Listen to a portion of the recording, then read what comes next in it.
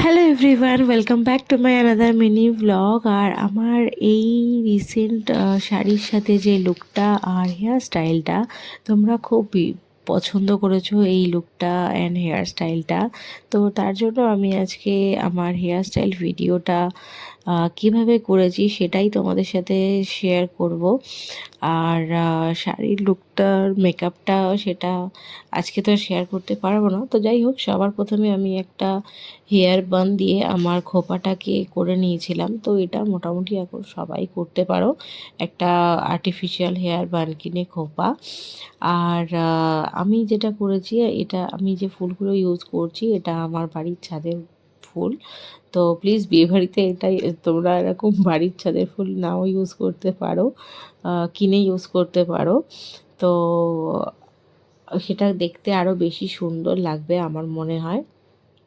তো যাই হোক, আমি ডাঁটি শুদ্ধই ফুলগুলোকে নিয়েছি। আর তোমরাও যখন কিনে ফুলগুলো ইউজ করবে না, তো ডাঁটি শুদ্ধই নেবে। তার কারণ এতে করে ইউপিন অনেকটা পরিমাণ কম লাগে, কোনো বেশি ইউপিন বা বপি পিন সেখানে দিতে হয় না।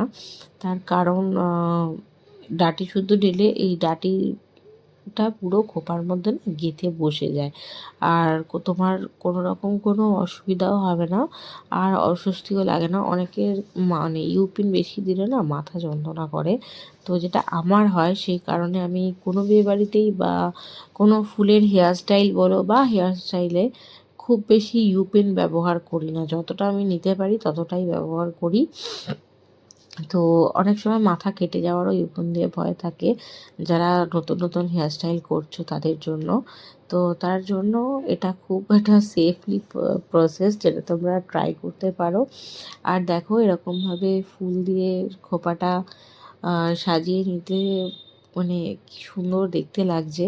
তো আমার নিজের খোপাটাকে দেখে খুব ভালো লাগছে। তো তোমরাও এটাতে খুব ভালো রেসপন্স করেছো, তাই আমি আরেকবার এটা তোমাদের সাথে শ্যুট করে দেখালাম।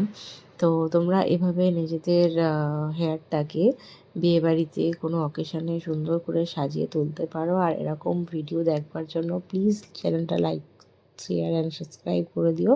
আজকের মতন টাটা, দেখা হচ্ছে নেক্সট কোনো